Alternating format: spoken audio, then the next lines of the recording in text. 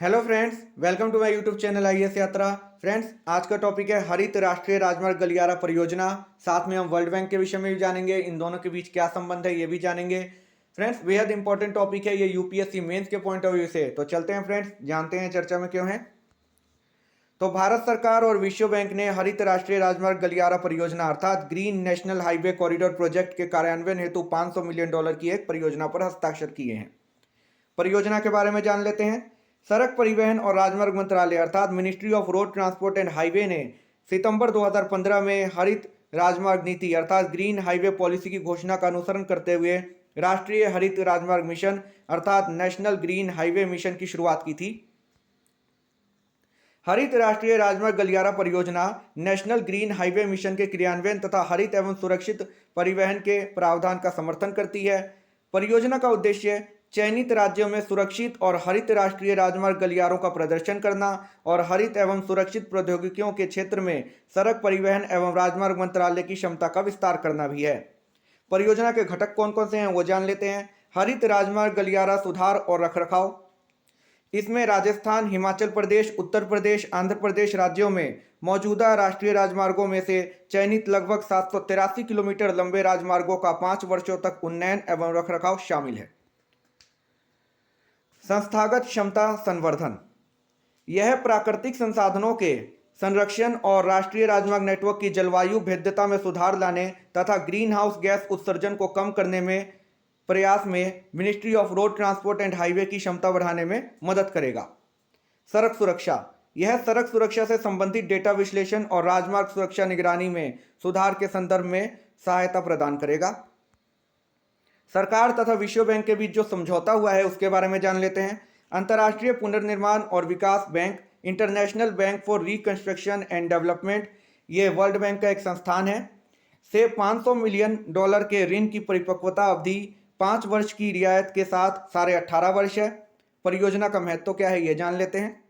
भारत में लगभग 40% सड़क यातायात राष्ट्रीय राजमार्गों के माध्यम से होता है। हालांकि इन राजमार्गों के कई हिस्से ऐसे हैं जिनकी क्षमता अपर्याप्त तथा जल निकासी से संबंधित संरचनाएं कमजोर हैं।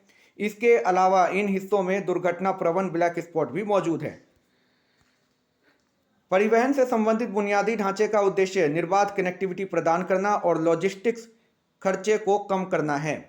ऐतिहासिक रूप से भारत में परिवहन क्षेत्र ने महिलाओं के लिए सीमित रोजगार के अवसर उपलब्ध कराए हैं। यह परियोजना परिवहन क्षेत्र में लिंग संबंधी मुद्दों के गहन विश्लेषण के साथ साथ राजमार्ग गलियारों में हरित प्रौद्योगिकियों का इस्तेमाल करने के लिए महिलाओं के नेतृत्व वाले सूक्ष्म उद्यमों तथा महिलाओं के सामूहिक प्रशिक्षण द्वारा महिलाओं हेतु रोजगार सृजन में मंत्रालय की मदद करेगी। यह भारतमाला परियोजना कार्यक्रम का भी समर्थन करेगी। थोड़ा भारतमाला परियोजना कार्यक्रम के विषय में भी बात कर लेते हैं फ्रेंड्स। सड़क परिवहन और राजमार्ग मंत्रालय द्वारा वर्ष 2017-18 से भारतमाला कार्यक्रम चलाया जा रहा है। सड़क परिवहन और राजमार्ग मंत्रालय की महत्वाकांक्षी भारतमाला परियोजना के प्रथम चरण के तहत 5,35,000 करोड़ रुपए की लागत से 34,800 किलोमीटर राष्ट्रीय राजमार्ग का निर्माण किया जाएगा। इसके अंतर्गत आर्थिक corridor, feeder corridor, inter corridor, राष्ट्रीय कॉरिडोर, तटवर्ती सड़कें, बंदरगाह संपर्क सड़कें आदि का निर्माण किया जाएगा। इस कार्यक्रम की अवधि वर्ष 2017-18 से वर्ष 2021-22 तक है। चरण 1 में कुल 34,800 किलोमीटर सड़कों का निर्माण किया जाना है, जिसमें शामिल है इस परियोजना के तहत निर्माण कार्य करने वाली मुख्य एजेंसियां इस प्रकार हैं: भारतीय राष्ट्रीय राजमार्ग और औद्योगिक विकास निगम तथा लोक निर्माण विभाग।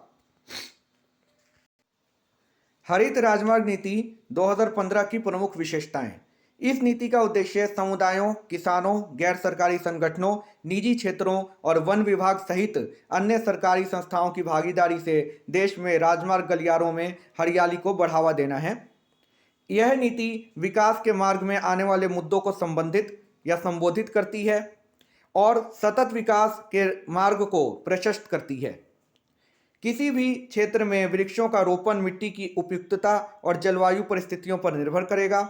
इसका उद्देश्य राष्ट्रीय राजमार्गों के किनारे वृक्ष तथा झाड़ियां लगाकर वायु प्रदूषण और धूल के प्रभाव को कम करना है। ये वृक्ष तथा झाड़ियां वायु प्रदूषकों के लिए प्राकृतिक सिंक के रूप में कार्य करेंगे और तटबंध की ढलानों पर मृदा अपरदन को रोकने का कार्य करेंगे।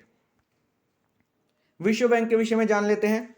वर्ष 1944 में अमेरिका के न्यू हैम्पशायर में ब्रेटन वुड्स पॉलिसी या ब्रेटन वुड्स सम्मेलन के दौरान अंतर्राष्ट्रीय पुनर्निर्माण और विकास बैंक की स्थापना की गई थी। अंतर्राष्ट्रीय पुनर्निर्माण और विकास बैंक को ही विश्व बैंक कहा जाता है। ब्रेटन वुड्स सम्मेलन को आधिकारिक तौर पर संयुक्त राष्ट्रीय मौद्रिक और वित्तीय सम्मेलन United nation monetary and financial conference के रूप में जाना जाता है। विश्व बैंक विकास से संबंधित 5 संस्थाओं का समूह है, इसलिए इसे विश्व बैंक समूह वर्ल्ड बैंक ग्रुप भी कहा जाता है। विश्व बैंक समूह में शामिल संस्थान कौन कौन से हैं वो जान लेते हैं। अंतर्राष्ट्रीय पुनर्निर्माण और विकास बैंक IBRD, यह ऋण, साख और अनुदान प्रदान करता है। अंतर्राष्ट्रीय विकास संघ IDA, यह अल्प आय वाले देशों को कम अथवा शून्य ब्याज पर ऋण प्रदान करता है। अंतर्राष्ट्रीय वित्त निगम IFC, यह कंपनियों तथा सरकारों को निवेश, सलाह, परिसंपत्ति प्रबंधन सेवाएं प्रदान करता है। बहुपक्षीय निवेश प्रत्याभूति एजेंसी MIGA, यह निवेशकों को युद्ध जैसे राजनीतिक जोखिम से सुरक्षा प्रदान करता है। निवेश संबंधी विवादों के निपटान का अंतर्राष्ट्रीय केंद्र ICSID, निवेशकों और देशों के बीच निवेश संबंधी विवादों का निपटारा करता है। भारत ICSID अर्थात निवेश संबंधी विवादों के निपटान का अंतर्राष्ट्रीय केंद्र का सदस्य नहीं है। ये आपको याद रखने की जरूरत है, प्रीलिम्स की दृष्टि से बेहद महत्वपूर्ण है।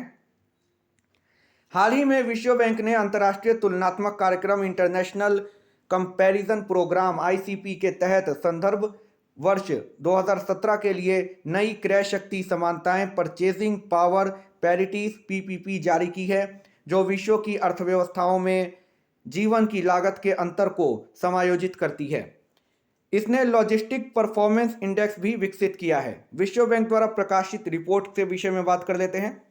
दक्षिण एशिया आर्थिक फोकस रिपोर्ट, गरीबी और साझा समृद्धि report, world development report, human capital index report, वैश्विक आर्थिक संभावनाएं, व्यापार सुगमता सूचकांक।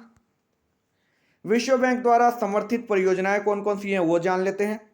राष्ट्रीय जल विज्ञान परियोजना स्टार्स अर्थात strengthening teaching learning and results for states परियोजना, राष्ट्रीय पोषण मिशन, राष्ट्रीय स्वच्छ गंगा मिशन, राष्ट्रीय बायोफार्मा मिशन, अटल भूजल योजना, जो कि काफ़ी ज़्यादा चर्चा में है आजकल। तो फ्रेंड्स, आज के वीडियो में इतना ही। उम्मीद करता हूं कि आपको आज की वीडियो से ज़रूर कुछ समझने, जानने और सीखने को मिला होगा। और यदि आपको आज की वीडियो अच्छी लगी हो तो प्लीज़ एक लाइक कर दीजिए और ज़्यादा से ज़्यादा इसको शेयर कर दीजिए। तो फ्रेंड्स, तब तक के लिए good bye, thank you for watching. और यदि आपके कुछ प्रश्न हैं तो उनको आप कमेंट सेक्शन में पूछ सकते हैं, मुझे उसका आंसर देने में खुशी होगी। Thank you friends.